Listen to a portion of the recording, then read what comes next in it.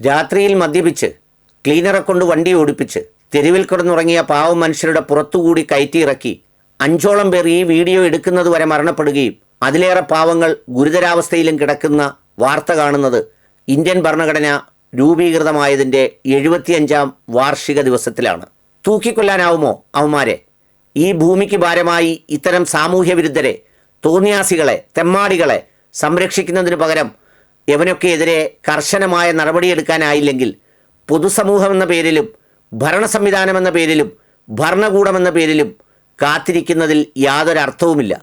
യഥാർത്ഥത്തിൽ fast track കോടതിയിൽ വിചാരണ ചെയ്ത് ഇവനെയൊക്കെ കൈകാര്യം ചെയ്യേണ്ട കാലം അതിക്രമിച്ചിരിക്കുന്നു. ഈ കഴിഞ്ഞ ദിവസവും വനിതാ കമ്മീഷൻ്റെ വളയിട്ട കൈകൾ പറയരുത് എന്നൊക്കെ പറഞ്ഞത് കണ്ടു, നല്ലത് തന്നെ. പക്ഷേ ഈ സമൂഹത്തിൽ ഒരു മനുഷ്യർക്കും സമാധാനമായി ഉറങ്ങാൻ കഴിയാത്തത് ലാഭത്തിനു വേണ്ടി നടത്തുന്ന ഈ കള്ളുകച്ചവടവും ഇത്തരം കാര്യങ്ങൾ യഥേഷ്ടം ഉപയോഗിക്കാനുള്ള മലയാളിയുടെ സ്വാതന്ത്ര്യമുള്ള ശിക്ഷ ഒരിക്കലും ലഭിക്കില്ലെന്ന് ഉറച്ച ബോധ്യമുള്ള തോന്നിവാസവും തെമ്മാടിത്തവുമാണ് എന്നുള്ളത് തിരിച്ചറിയേണ്ടത് ആവശ്യമാണ്. സങ്കടകരമാണ് ഇന്ന് രാവിലെ കേട്ട വാർത്ത. മതവും ജാതിയും സംഘടനകളുമൊന്നും ഇപ്പാവങ്ങളായതുകൊണ്ട് ശബ്ദമുയർത്തില്ല, വലിയ വാർത്തകൾ സൃഷ്ടിക്കില്ലെന്നറിയാം. പക്ഷേ മനുഷ്യരെ, നമ്മൾ ജീവിച്ചിരിക്കുന്ന കാലത്ത് ഇതുപോലെയുള്ള തെരുവിൽ കിടന്നുറങ്ങുന്ന ഇന്ത്യയിലെ ഭാരതീയർ 947 മുതൽ ഇങ്ങോട്ട് പ്രഗത്ഭരായ ഒരുപാട് മനുഷ്യർ വാരിയും ചൂടിയും വാരിപ്പിടിച്ചും വാചകങ്ങൾ ഇറക്കിയും വലിയ വലിയ വാർത്തകൾ സൃഷ്ടിച്ച് പ്രകമ്പനം കൊള്ളുമ്പോഴും നല്ലൊരു ശതമാനം മനുഷ്യർ ഇന്നും ഉപജീവന മാർഗത്തിന് വേണ്ടി പണ്ട് ചരിത്രാതീത കാലത്ത് ഗോത്രവർഗങ്ങളുടെ പലായനം പോലെ ഇന്നും യാത്ര ചെയ്തുകൊണ്ടിരിക്കുന്ന ഭാരതത്തിൽ ഇതുപോലെയുള്ള മനുഷ്യരുടെ മേൽക്കാണ് ഭീകരമായ തടി ലോറി കടന്നു കയറിയത് രാത്രി കിടന്നുറങ്ങുന്ന നേരത്തെന്നതാണ് ഒരു സംഗതി. കണ്ണൂരിൽ നിന്ന് പെരുമ്പാവൂരേക്ക് പോയതാണത്രേ. വലിയ ലോറി നിറയെ തടി, ഓടുന്നവൻ മദ്യപാനി, ക്ലീനറും മദ്യപാനി അത്രേ.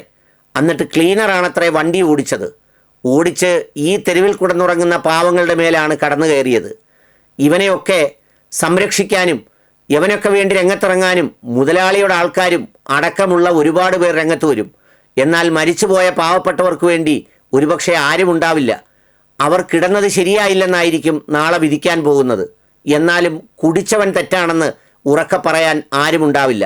കേരള സമൂഹത്തിൽ നമ്മൾ പല വിഷയങ്ങളും ജാതിയുടെയും മതത്തിൻ്റെയും വർണ്ണത്തിൻ്റെയും വർഗത്തിൻ്റെയും ഒക്കെ പേരിൽ ഉയർത്തി അങ്ങോട്ടും ഇങ്ങോട്ടും ആക്രേഷിക്കുമ്പോൾ അതിൻ്റെ അപ്പുറത്ത് കുടിച്ചു പെടുത്ത് തിമിർക്കുന്ന ഒരു ചെറിയ പ്രായം മുതൽ വലിയ പ്രായം വരെ ഉള്ളവർക്ക് യഥേഷ്ടം ഇത് ലഭ്യമാക്കി കൊടുക്കുന്ന പള്ളിയും ആശുപത്രിയും അതുപോലെ മറ്റൊന്നും ഒരു വിഷയമല്ലാത്ത വിധം എവിടെ വേണോ അവിടെ കുടിച്ചുകൊണ്ട് എന്തും കാണിക്കാവുന്ന തരത്തിലേക്ക് അഴിഞ്ഞാടുന്ന ഒരു വ്യവസ്ഥിതിയുടെ ഇരകളായി ഈ പാവങ്ങൾ മാറുന്നു എന്നതാണ് സത്യം. ഇവർക്ക് ഈ ലോകത്ത് നീതി കിട്ടില്ല. ഈ കുറ്റവാളിയായ തെമ്മാടിക്ക് ഈ ലോകത്ത് ശിക്ഷയും കിട്ടില്ല, അർഹിക്കുന്നത്രയും. അതിനും വേണം മറ്റൊരു ലോകമെന്നുള്ളതാണ്. അതിൻ്റെ കാത്തിരിപ്പാണ് യഥാർത്ഥത്തിൽ ആകെ മനസ്സിലുള്ള ഒരു ശുഭപ്രതീക്ഷ. ആ പാവങ്ങൾക്ക് ആത്മശാന്തി നേരുന്നു.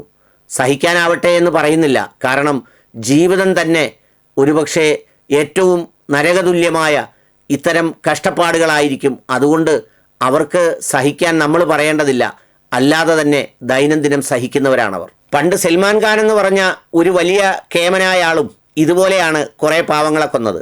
വേറൊരാൾ ശോഭ ഡെവലപ്പേഴ്സിൻ്റെ പാർക്കിങ്ങിലിട്ട്, പേര് ശിഹാബെന്നോ മറ്റോ ആണ്, മറന്നുപോയി, അകത്താണെന്നാണ് എൻ്റെ ഓർമ്മ, ഒരു സെക്യൂരിറ്റിക്കാരനെ ഇതുപോലെ കൈകാര്യം ചെയ്തു.